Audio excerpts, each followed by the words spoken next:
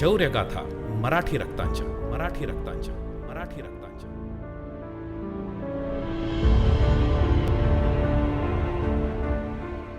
दिल्लीचं तख्त फोडणारे ते मराठे, अटके पार भगवा झेंडा फडकवणारे तेही मराठे, आणि स्वातंत्र्योत्तर काळात युद्धखोर पाकिस्तानला धूळ चालणारे तेही मराठेच. शतकानुशतक हे मराठी रक्त मातृभूमीसाठी बलिदान देत आहे. सातपुडा सह्याद्रीच्या कणखर कुशीत जन्माला आलेलं, गड किल्ल्यांवरचं बेभान वारं पिऊन मुक्त उधळणारं हे मराठी रक्त. पराभवाच्या अपमानापेक्षा युद्धात लढत मरण पत्करणारी ही शूरवीर माणसं. उगाच त्यांच्यावर कवनं होत नाहीत, पोवाडे रचले जात नाहीत. कितीतरी शूरवीरांची नावं या युद्धात रक्ताबरोबर मातीत मिळून गेली आहेत. कितीतरी बेनाम योद्धे काळाच्या पडद्या आड झालेले आहेत. त्या सर्वांच्या बलिदानामुळे आणि शौर्यामुळे आज आपण स्वातंत्र्य उपभोगत आहोत. ज्या शौर्यगाथा आज आपल्याला माहीत आहेत, त्या प्रत्येक मराठी माणसाला आपण मराठी असल्याचा अभिमान देणारे आहेत, गर्वाने छाती फुलवणारे आहेत.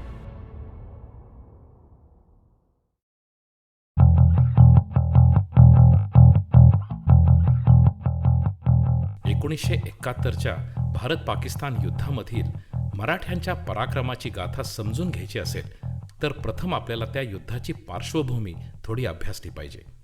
भारत पाकिस्तान युद्धाची पाळंमुळं रोतली आहेत ती 1947 नंतर वर्षानुवर्ष पश्चिम पाकिस्ताननी केलेल्या पूर्व पाकिस्तानच्या आर्थिक आणि सामाजिक छळवाद आणि दडपशाहीमध्ये. डिसेंबर 1970च्या सार्वत्रिक निवडणुकीत शेख मुजीब उर रहमान यांच्या आवामी लीगनं बहुमत मिळवलं, परंतु राष्ट्राध्यक्ष आयूब खान यांनी हे सत्य स्वीकारण्यास नकार दिला. तरीही मुजीब पूर्व पाकिस्तानचे स्वयंघोषित प्रधानमंत्री बनले. 25 मार्च 1971ला जनरल याया खान पाकिस्तानचे हुकुमशाह बनले आणि त्यांनी लेफ्टनंट जनरल A.K. नियाझी यांची पूर्व पाकिस्तानातील उठाव मोडून काढण्याची नेमणूक केली.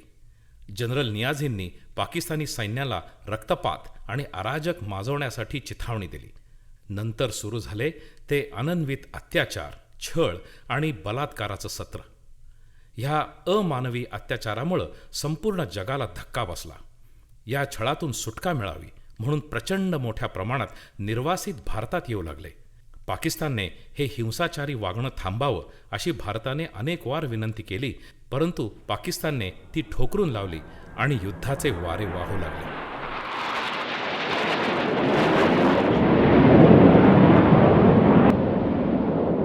3 डिसेंबर रोजी पाकिस्तानी हवाई दलाने पश्चिम भारतातील अनेक हवाई तळांवर हल्ले चढवले आणि या युद्धाची पहिली ठिणगी पडली. भारतीय सेनेने पश्चिम भागात म्हणजे काश्मीर, पंजाब आणि राजस्थान तसेच पूर्व भागामध्ये जोरदार प्रत्युत्तर दिले. 17 डिसेंबरला लेफ्टनंट जनरल नियाझी यांनी 93,000 सैनिकांसह शरणागती पत्करली आणि भारताने युद्धविराम जाहीर केला. ह्या युद्धामध्ये मराठ्यांनी मोठे शौर्य दाखवले. निधड्या छातीच्या या जवानांना अनेक शौर्य पदके देऊन गौरविले गेले. शिपाई पांडुरंग साळुंखे यांना महावीर चक्र अर्पण करण्यात आलं. या व्यतिरिक्त या शूरवीरांना 15 वीर चक्र, 2 विशिष्ट सेवा पदकं, 20 सेना पदकं देण्यात आली. 12 जणांचा डिस्पॅचमध्ये उल्लेख करण्यात आला. रेजिमेंटच्या 3 बटालियनचा युद्ध गौरव पुरस्काराने सन्मान करण्यात आला. मराठा लाईट इन्फंट्रीच्या 8 रेग्युलर बटालियन आणि 3 टेरिटोरियल आर्मी बटालियन यांनी वेस्टर्न थिएटरमध्ये केलेल्या अतुलनीय कामगिरीचा आपण आढावा घेऊया.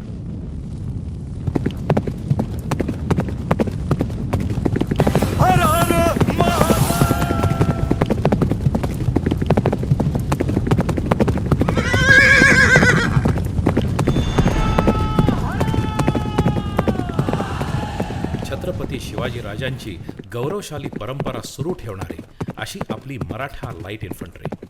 राजांच्या नावानं जय जयकार करत माणुसकीच्या रक्षणासाठी, आपल्या देशाच्या प्रतिमेसाठी स्वतःच्या जीवावर उदार होऊन सर्वस्व लोटून देणारी अशी ही आपली सैन्याची तुकडी.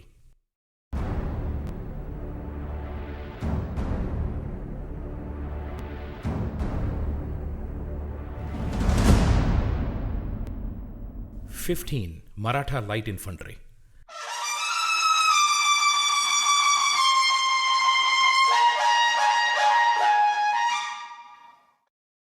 अमृतसरच्या नैऋत्य भागात त्यांची नेमणूक करण्यात आली होती. बऱ्याच मोठ्या ह्या परिसराचं संरक्षण करण्याची अतिशय क्लिष्ट लक्ष त्यांच्या समोर ठेवण्यात आलेलं होतं. 3 डिसेंबर 1971च्या रात्री BSF आउटपोस्ट आणि बटालियनच्या प्लाटूनवर पाकिस्तानी सैन्यांनी जबरदस्त हल्ला चढवला. परंतु कमालीच्या वेगानं घेतलेले निर्णय, बेधडक मारलेली मुसंडी आणि शौर्याने केलेला मुकाबला या वैशिष्ट्यांमुळं मराठा लाईट इन्फंट्रीनं मोठ्या प्रमाणात शत्रू सैनिकांना नामोहरम केलं. 4 डिसेंबरच्या रात्री कॅप्टन दिलीप कुटे यांच्या नेतृत्वाखाली भारतीय सैनिकांनी केलेली कामगिरी अतिशय वाखाणण्याजोगती होती. तरुण आणि तडफदार कॅप्टन कुटे आणि त्यांची माणसं बेमालूमरित्या गस्त घालून शत्रूकडील बिनचूक बातमी आणण्यात विलक्षण पारंगत होती. त्या माहितीनुसार कॅप्टन कुटेंनी 43 बलूच रेजिमेंटच्या मॉर्टर प्लॅटूनवर इतका अचानक हल्ला केला की शत्रू फौजेला मुकाबला करण्याचाही अवधी मिळाला नाही. धैर्यशील कॅप्टन कुटेंनी शत्रूला आव्हान दिले आणि शरणागती पत्करण्याची आज्ञा केली. शत्रूकडे त्या वाचून दुसरा मार्गच नव्हता. विजयी होऊन परतलेल्या कॅप्टन कुटे आणि त्यांच्या फौजेने युद्धबांध्यसह भरपूर हत्यारे, दारुगोळा आणि उपकरणेही सोबत परत आणली. कमाल आपल्या सैनिकांच्या धैर्याची आणि मृत्यूच्या जबड्यात धाडसानं उडी मारून कर्तव्य फत्ते करण्याची. बुर्ज पोस्ट ताब्यात घेण्याची कामगिरी अतिशय धोकादायक होती. अंधाराचं साम्राज्य माजलेलं होतं. खंदकातून लपून पाकिस्तानी सैनिक हल्ल्याच्या तयारीत होते. स्वतः जखमी असून सुद्धा बुलंद आत्मविश्वासाच्या जोरावर मेजर रणवीर सिंगाने आपल्या फौजेला घेऊन मुसंडी मारली आणि बुर्ज पोस्ट ताब्यात घेतली. शिपाई पांडुरंग साळुंखे यांची गाजलेली कामगिरी तर इतिहासात नोंदली गेलीच, परंतु त्यांचे धाडस आणि त्याग कोणाच्याही डोळ्यात पाणी आणल्याशिवाय राहणार नाही. लेकरे बाळे, आईबाप, जिवलग मित्र साऱ्यांना बाजूला ठेवून मायभूमीसाठी कर्तव्याचे पालन करणारा हा एक सच्चा जवान. आपल्या सैनिकांचा मार्ग सुरक्षित करण्यासाठी खंदकात लपलेल्या पाकिस्तानी सैनिकांचा मुकाबला करणं आवश्यक होतं. साळुंखे एक खंदक पार करीत पुढे निघाले होते. तेवढ्यात त्यांनी पाहिलं की एक पाकिस्तानी सैनिक भारतीय सैन्यावर रॉकेट सोडू पाहतोय.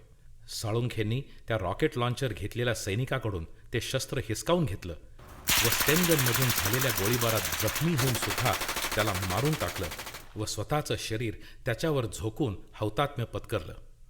स्वतःच्या जीवाची आहुती देऊन इतर असंख्य भारतीय सैनिकांचे जीव वाचवणाऱ्या साळुंखे यांना मरणोत्तर महावीर चक्र देऊन गौरवण्यात आलं. लढाई सुरूच होती.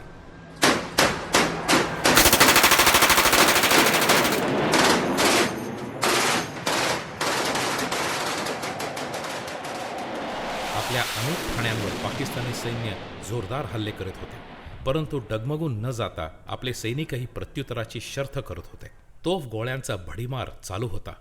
रक्ताचा पाऊस पडत होता. तुटलेल्या अवयवांचे ढीग जमा होत होते, परंतु जीवाच्या करारावर आपल्या कर्तव्याचे पालन करणाऱ्या अनेक देशपुत्रांनी प्राणांची शर्थ लावून आक्रमण चालूच ठेवलं.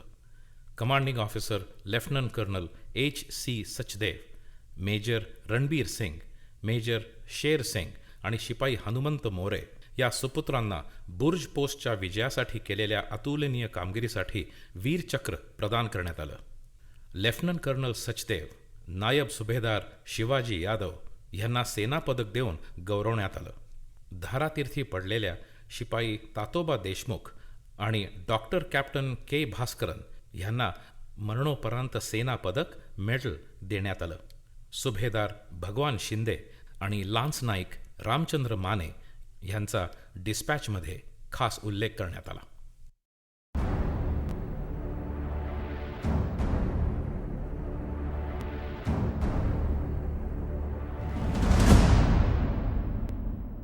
6.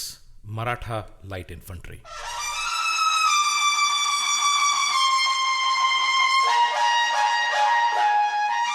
लेफ्टनंट कर्नल हरपुल सिंग यांच्या तेजस्वी नेतृत्वाखाली सेना पंजाबमधील दीनानगरमध्ये पोचली आणि शत्रू सैनिकांचा मुकाबला करत करत पुढे निघाली. सातत्याने हल्ले परतवीत आपली सेना नैना कोटला पोचली. हीर बंधारावरच्या शत्रूला भय दाखवण्यासाठी मेजर SP साळुंखे यांना एरिया स्क्वेअर 4986 जागेत मजबूत वर्चस्व स्थापण्याची आज्ञा झाली. 8 डिसेंबर रोजी ठाकूरपूर फेरीजवळ रावी नदी ओलांडताना तुकडीवर MMG आणि छोट्या बंदुकीतून जबरदस्त गोळीबार सुरू झाला. कंपनी कमांडरच्या प्रभावशाली नेतृत्वाखाली असे लढले आपले बाणेदार सैनिक की शत्रूची पळताभुई थोडी झाली. भारतीय सैनिकांच्या या बेधडक आक्रमणाला घाबरून शत्रूने तोफा, दारुगोळा आणि धान्यधुन्य सर्व काही मागे सोडून टाकून पलायन केले. या लढ्यानंतर भारताची पकड मजबूत झाली आणि नंतर हीर बंधारा ताब्यात घेणे सोपे गेले. 10 डिसेंबरची पहाट होण्यापूर्वीच डडवाल हिरा पोस्ट आणि शेजारचा बंधारा ताब्यात आला. त्यानंतर कमांडिंग ऑफिसर कंपनी ग्रुपला नैनाकोटच्या दिशेने प्रयाण करण्याचा आदेश दिला गेला. भारतीय सेनेची आगेकूच मोडून काढण्याचे शत्रूचे सातत्याने प्रयत्न सुरू असतानाही मेजर SP साळुंखे यांच्या नेतृत्वाखाली आपले सैनिक धाडसाने पुढे जात राहिले आणि लवकर रेस्ट हाऊस आणि पोलीस स्टेशनचा ताबा घेतला. आपल्या सैन्याच्या या आक्रमक रणनीतीने शत्रू दलांमध्ये भीती आणि गोंधळ माजला आणि जीव वाचवण्यासाठी त्यांना पळून जाण्याशिवाय मार्गच उरला नाही.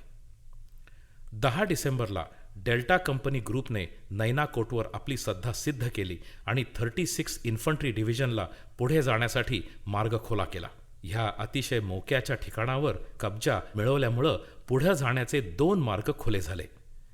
अतुलनीय धैर्य दाखवल्याबद्दल मेजर SP साळुंखे यांना वीरचक्र आणि हवालदार विठ्ठल सावंत आणि लान्स नाईक महादेव शिंदे यांना सेना मेडल देण्यात आलं. लान्स नाईक सखाराम मोरे यांचा डिस्पॅचमध्ये उल्लेख करण्यात आला.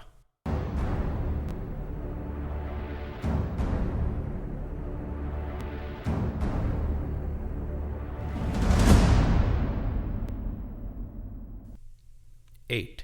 Maratha light infantry.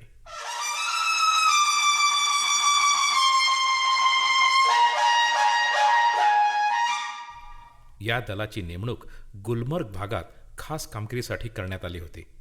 आक्रमक टेहळणी करून बित्तम बातमी आणणं आणि सीज फायर सीमेलगतची शत्रूची ठाणी काबीज करणं अशी 2 क्लिष्ट ध्येय त्यांच्यासमोर होती. 16 आणि 17 डिसेंबरच्या रात्री मेजर मिसाळ यांच्या नेतृत्वाखाली अल्फा कंपनीचे सैनिक 13,400 फुटांच्या उंचीवरील यादोरी हाईटच्या जवळ पोचले आणि त्यांच्यावर MMG आणि तोफांचा जबरदस्त हल्ला सुरू झाला.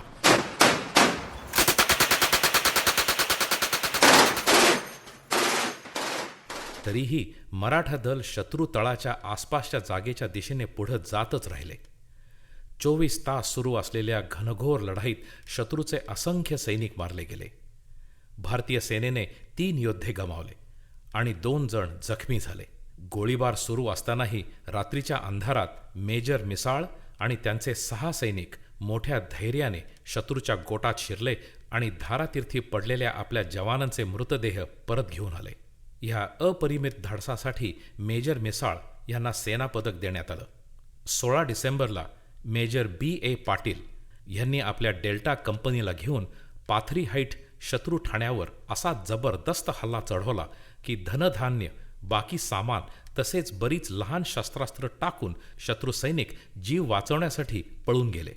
सामान तर मिळाले, पण एका शत्रूच्या सैनिकाला युद्धबंदी करण्यात आपल्या सेनेला यश आले. या साहसी लढ्यासाठी मेजर BA पाटील यांचा डिस्पॅचमध्ये उल्लेख करण्यात आला.